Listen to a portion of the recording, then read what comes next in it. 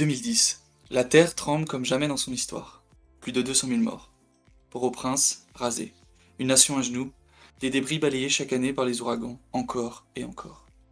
Et par-dessus tout ça, la guerre des gangs, qui plonge Haïti chaque jour un peu plus dans le chaos et la violence extrême. Pourtant, il y a une chose que les séismes ne détruisent pas, que les tempêtes n'emportent pas, que les armes ne tuent pas. Le ballon rond, qui s'anime dans les pieds des grenadiers, qui, tels de véritables artilleurs, se lanceront cet été vers l'avant, façon kick and rush, à l'assaut d'un rêve trop beau pour être vrai. Ce football pur et primitif prend ses racines là où les terres s'effacent dans la brume, là où les légendes prennent vie dans les eaux sombres des lacs glacés. D'Édimbourg au Loch Ness, en passant par Glasgow, l'Écosse, forte d'un peuple façonné par une météo morose et dépressive, et pourtant toujours debout. Entre deux lancers de troncs au jeu gaélique, c'est ici, en 1872, que l'Écosse affronte son voisin anglais dans le tout premier match international de l'histoire du football. Et puisqu'on parle de première, la Tartan Army essayera cet été d'en réaliser une nouvelle. Passer le premier tour d'une Coupe du Monde pour la toute première fois de leur histoire. Le Brésil, lui, n'a jamais eu à chercher ses premières fois. Elles lui sont venues, naturellement. Ce naturel qui, depuis les plages de Fortaleza, Recife, Rio de Janeiro, Sao Paulo, Porto Alegre, s'exprime librement, car ici, le football ne se joue pas qu'avec les pieds. Mais la tête, les épaules, le torse, le dos, les genoux, chaque surface du corps est bonne pour façonner le jogo bonito. Avec 5 étoiles sur la poitrine, le Brésil ne joue pas au football, il le danse, il le chante, il en fait de la samba, de la capoeira. Un art à ciel ouvert qui devra cet été éviter la case musée. Notamment face au magnifique fer de lance du continent africain, ce royaume qui s'étire du nord au sud comme une invitation au voyage. Les souks de Marrakech, les remparts de Fès, Casablanca, Rabat, Tanger. Le Maroc est un pays aux centaines de couleurs, aux milliers de facettes et aux millions de visages. En 2022, les Lions de l'Atlas ont appris au monde qu'une équipe africaine pouvait faire trembler les plus grands. Cet été, ils ne rugiront plus pour être respectés. Ils le sont. Non. Cette année, ils s'envolent vers ce vieil ami américain dont ils furent les premiers à reconnaître l'indépendance. Avec dans les yeux la même flamme. Mais une question en suspens. Et si c'était à nouveau possible?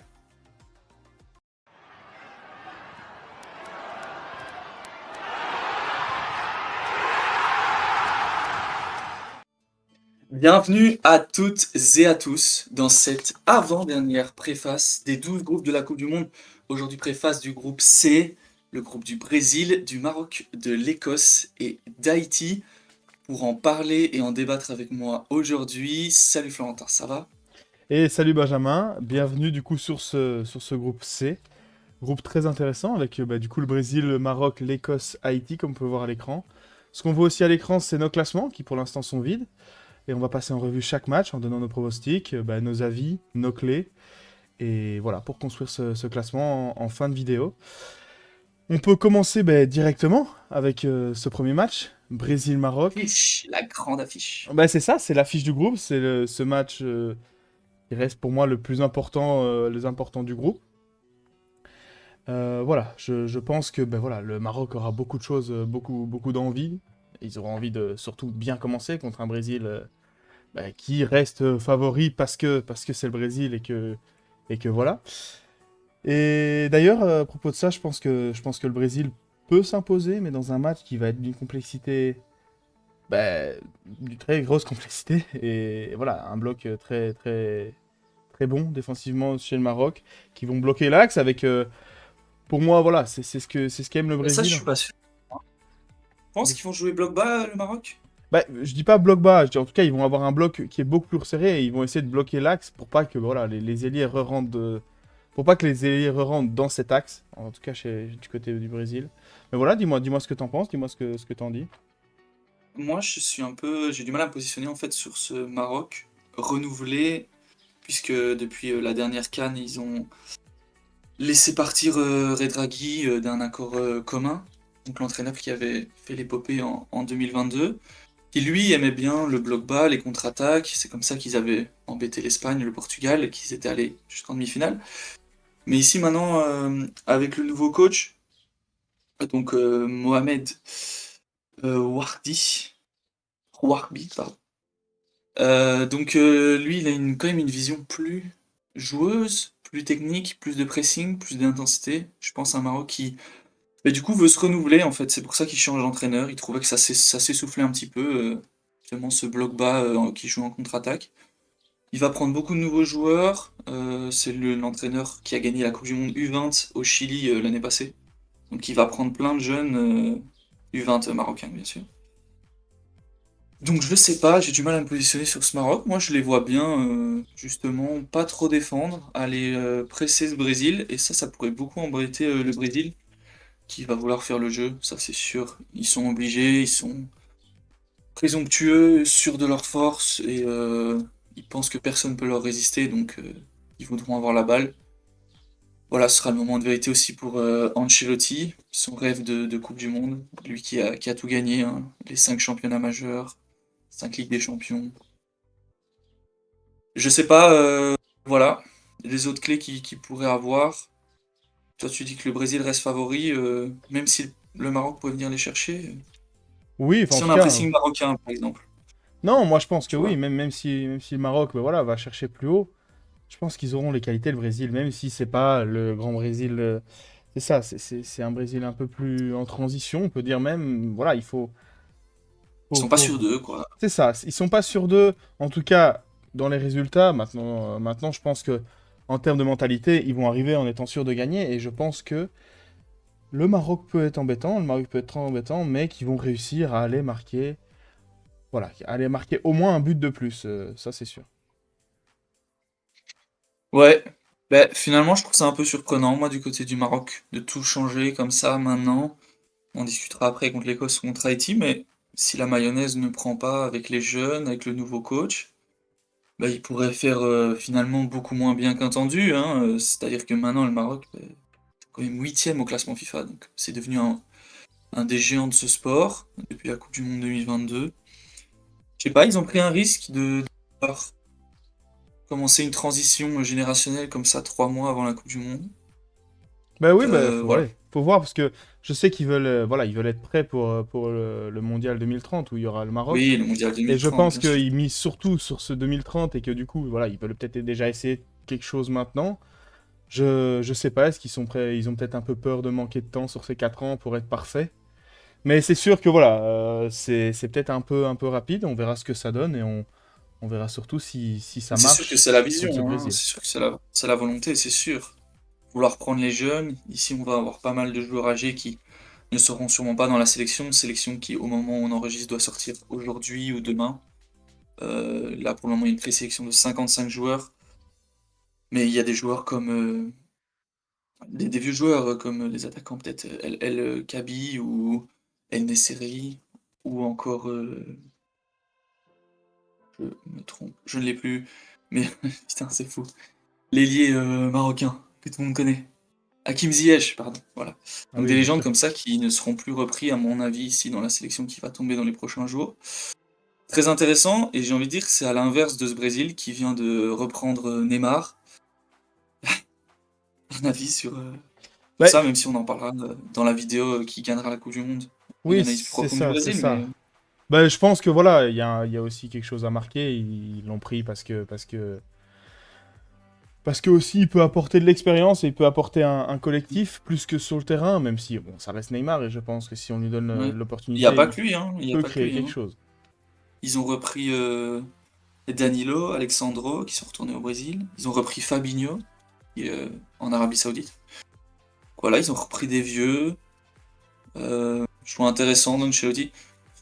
Du mal à me prononcer en tout cas sur ce premier match. Peut-être quelque chose comme 2-1 peut-être. Oui, bah c'est ce que je me suis dit aussi, 2-1.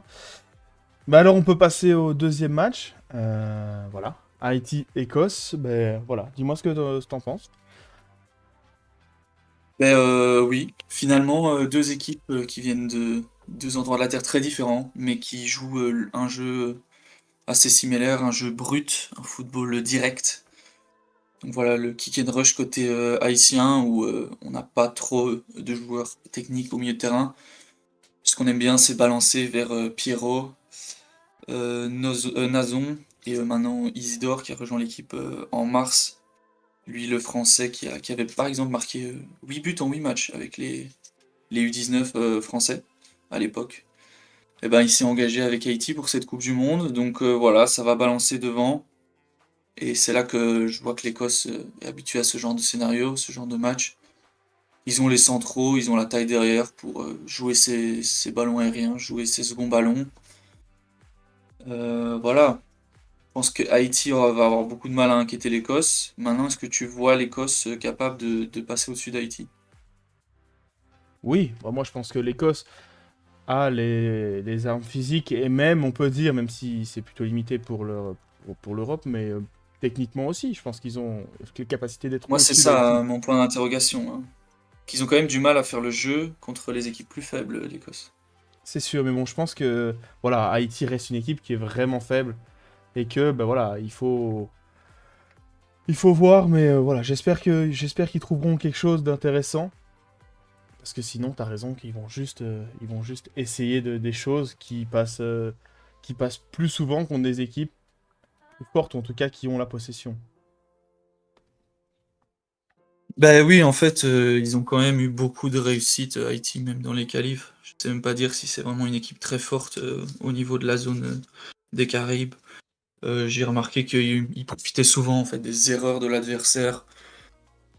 Très très réaliste en fait comme équipe. Une demi-occasion et ses buts.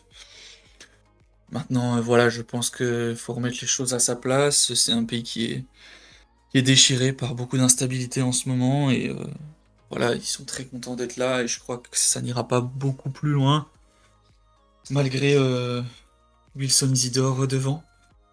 Et côté écossais, bah, je vois qu'ils ont une mentalité où ils se préparent beaucoup à ce match qu'ils doivent absolument gagner finalement. Ils vont jouer en préparation ici Curaçao et la Bolivie, qui sont deux équipes bah, qui ressemblent beaucoup à Haïti, donc des équipes contre qui ils devront faire le jeu. Et voilà, ça va être à eux de régler tout ça sur les deux matchs de prépa et arriver prêt contre Haïti, et je pense que ça passera. Oui, oui, bien sûr, je pense que ça passera.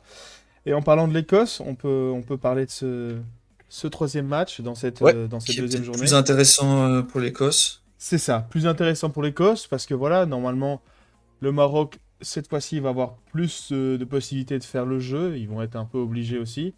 Et l'Écosse aime ça, en tout cas, Ouais, se complètement. retrouve un peu mieux dans son plan de jeu. Voilà, moi je pense pas que l'Écosse va dominer, quand je dis dominer dans le score, mais ils peuvent aller énormément les embêter, voire presque aller chercher un point dans ce match.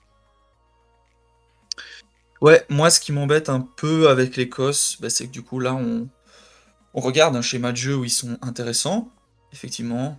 Jouer eux la transition, jouer eux le bloc bas, ne pas devoir faire le jeu, c'est ce qu'ils aiment bien, comme tu as pu le dire. Maintenant, ce qui m'embête un peu, c'est que quand on regarde la liste des joueurs qui peuvent être intéressants dans cette équipe, très peu arrivent en forme, très peu ont été titulaires cette saison, très peu ont joué. Je pense à Ben Doak, Gilmour, Ferguson ou Robertson, par exemple, qui sont des joueurs clés de cet effectif. Le seul vrai joueur qui fait la différence dans cette équipe, bah, c'est McTominay, mais j'ai envie de dire que si lui ne met pas un doublé, l'Écosse va pas bien loin, quoi. Ils sont très très dépendants de Scott McTominay. Et donc je me dis qu'une équipe comme le Maroc pourrait trouver des moyens de bloquer McTominay quand même. Oui, et puis surtout le Maroc, avec le ferveur qu'on peut leur reconnaître, s'ils font un mauvais résultat contre le Brésil, ils seront à fond dans ce match et ils vont arriver ben voilà, sans réfléchir, en allant chercher pour moi une victoire et ils auront certainement besoin de ces points-là. Et donc pour moi, avec la mentalité, ils iront le chercher sans problème. Sans problème, ouais, je sais pas. Je sens que les Écossais sont quand même très malins. Si la maillot prend côté Écosse, quand j'entends maillot écossaise, j'entends que bah, les joueurs qui n'ont pas été en forme cette saison se révèlent parce que c'est des joueurs de qualité à la base. Ils font juste pas une bonne saison. Je pense qu'ils pourraient quand même grandement embêter ce Maroc. Si eux, de nouveau, de leur côté, bah, la mayonnaise aussi, il faut qu'elle prenne avec tous ces changements tactiques, de joueurs, de dispositifs. Donc voilà, mais c'est vrai que l'Écosse, pour moi, est fort dépendant sur ses individualités et a quand même du mal à la mettre au fond, quoi, hein.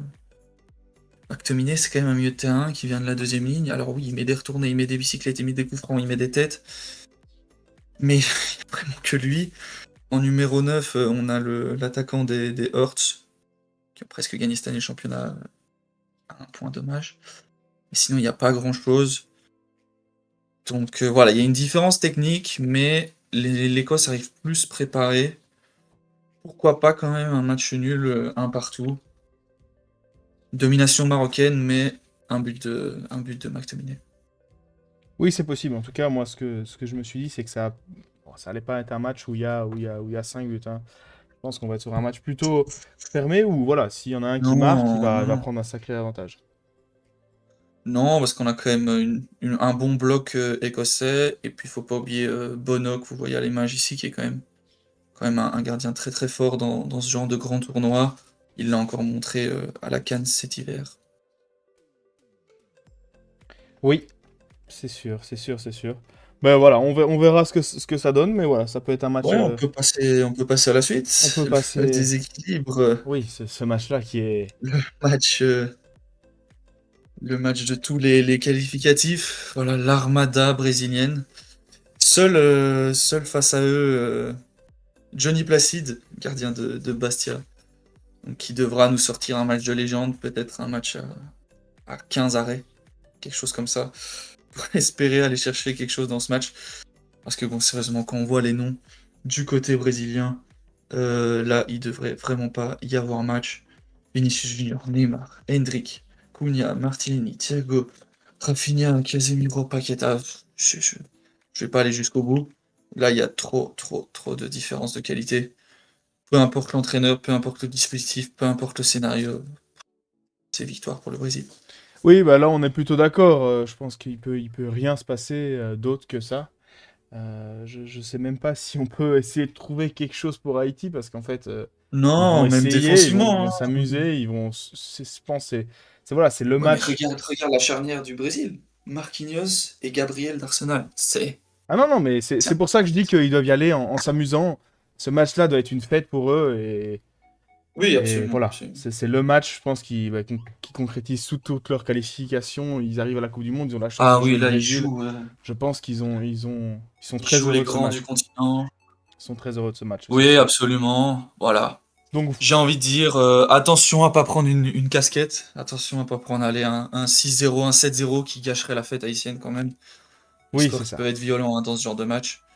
Mais oui, je pense que, allez, si on est raisonnable, peut-être 3-0, 3-4-0. Ouais, bah, c'est ce que je me suis dit. Moi, Je j'avais suis- noté 3-0, mais c'est sûr que ça peut très vite dégénérer, hein. Ouais, mais Et je me dis voilà. aussi un Brésil qui va sûrement faire jouer son banc C'est ça. Il va falloir en cours gérer de, en le cours de le match, tu tournoi. vois, si c'est 2-0 à la mi-temps, bah, ils vont remettre encore du sang frais, donc moi je vois un score peut-être encore plus élevé, quoi. Des mi-temps où peut-être on en marque deux en première avec l'équipe A, et puis les remplaçants montent, et on en marque peut-être encore même un, deux, trois. Parce que voilà, les petites nations, on le rappelle, souvent il n'y a pas beaucoup de bancs côté haïtien, et passer 60 minutes avec Vinicius dans les pattes, et après, à la 60e, on vous pourra finir dans les pattes. Bonne chance au latéral droit Ouais, ouais, c'est ici. vrai, ça.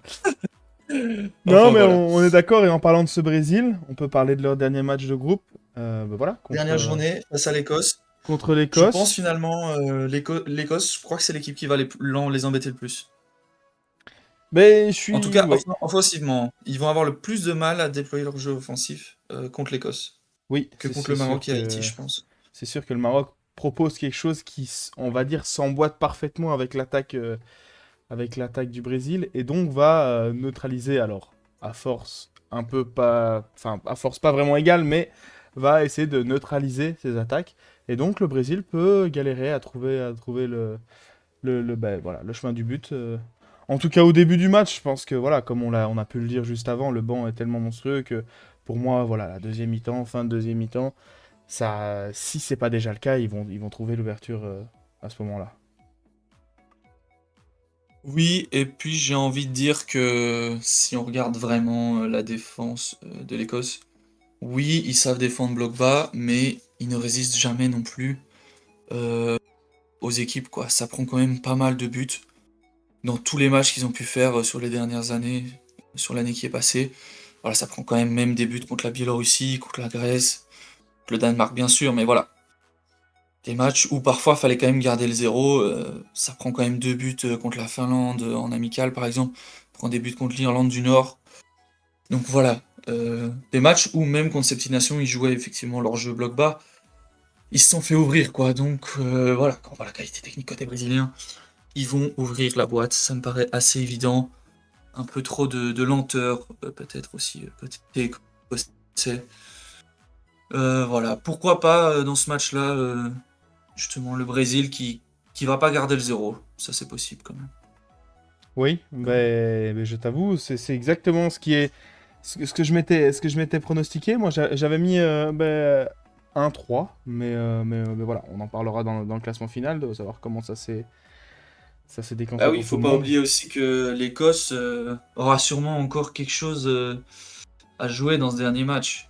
Donc ils peuvent pas le jeter à la poubelle. S'ils ont effectivement battu Haïti en première journée, dépendra aussi de leur résultat contre le Maroc, mais ils peuvent aller chercher une troisième place très intéressante, voire une deuxième place. On fera les comptes après, comme tu as dit. Ils doivent sûrement encore essayer de jouer ce match contre le Brésil de bout en bout. Donc ce sera aussi intéressant, toujours dans cette quête, de voir si le Brésil a vraiment quelque chose à nous offrir pour la suite aussi des éliminatoires dans ce mondial. Oui, oui, bien sûr, ça Et ben, il nous reste un on en dernier parlera. match. Exactement, le dernier match, ben voilà, Maroc-Haïti. Dernière confrontation, à mon avis, dernier Ouais, match pour Haïti. Le Maroc aura besoin de finir avec 3 points. À mon avis, enfin, voilà, pour moi, dans tous les cas, tout le monde aura 3 points avec Haïti. Donc, ils sont obligés d'aller chercher aussi ces 3 points-là, qui sont importants. Et puis surtout, sincèrement, je les vois bien faire, avec la possibilité de mettre tout bien en place, de gérer ce match, et donc d'aller gagner très simplement. oui, donc les Lions de l'Atlas contre les Grenadiers de Port-au-Prince. Moi, je crois que ça va être le calvaire encore, peut-être même encore plus de trop contre le Maroc. S'ils ont pris un vrai score contre le Brésil, là, ils n'ont plus aucune certitude, même moindre qu'il leur resterait encore. Après le premier match contre l'Écosse, se sont dilapidés dans un score assez fleuve contre le Brésil. Qui feront évidemment pas le poids. On va pas inventer quoi que ce soit. Et puis j'ai envie de dire que voilà, s'il y a le pressing, non, il y a tout ce qu'il faut. Vraiment, j'ai retourné le procédé dans tous les sens. Haïti n'a aucune chance dans ce groupe et finira dernier. Je dis pas sans but. Je pense que peut-être Wilson Isidore notamment pourra nous offrir un but.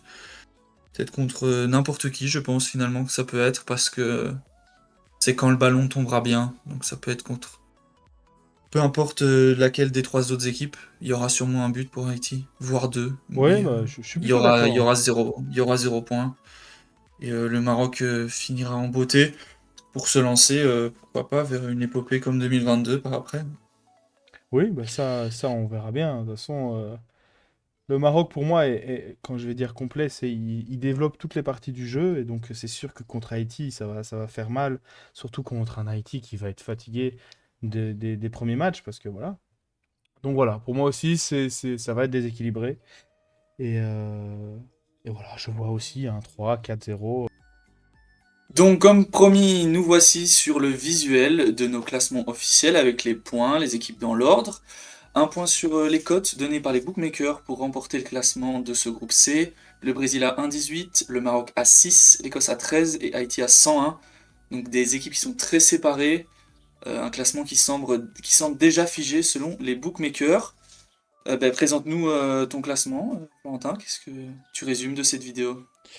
Ben voilà, moi, il est plutôt simple, entre guillemets. Je vois le Brésil gagner ces 3 rencontres, peut-être avec des difficultés par moment, mais je les vois gagner.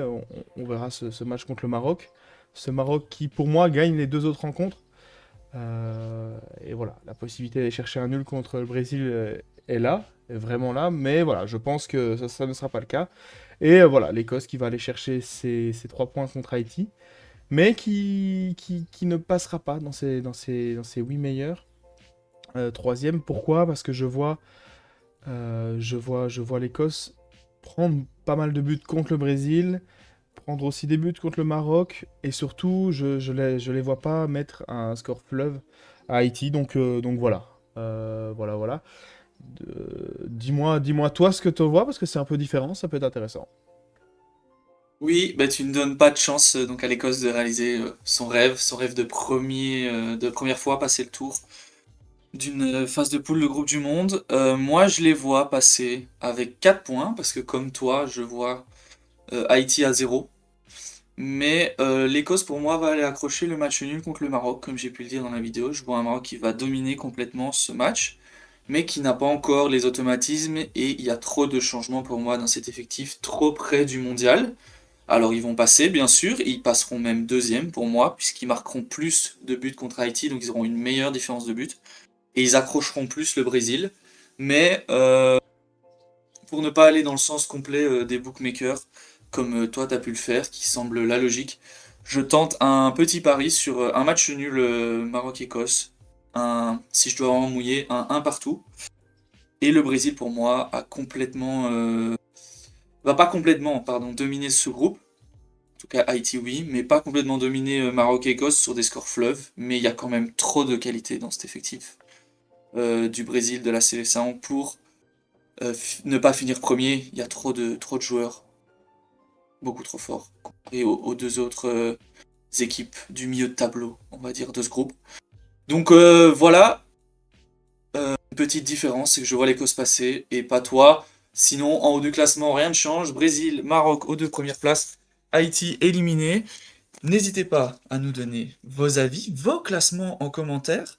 Si on s'est trompé sur certaines choses, si vous n'êtes pas d'accord avec nous, donnez-nous votre classement. C'est le moment des pronostics. Le mondial arrive à grands pas.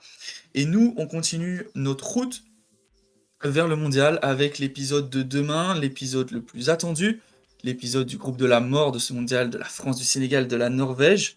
Donc n'hésitez pas à liker cette vidéo et à vous abonner et activer la cloche pour ne pas rater la dernière préface de demain, la 12e sur 12.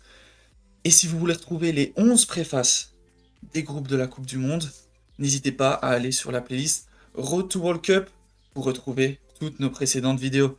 Quant à moi, je vous dis salut, salut Florentin. Et salut à tous!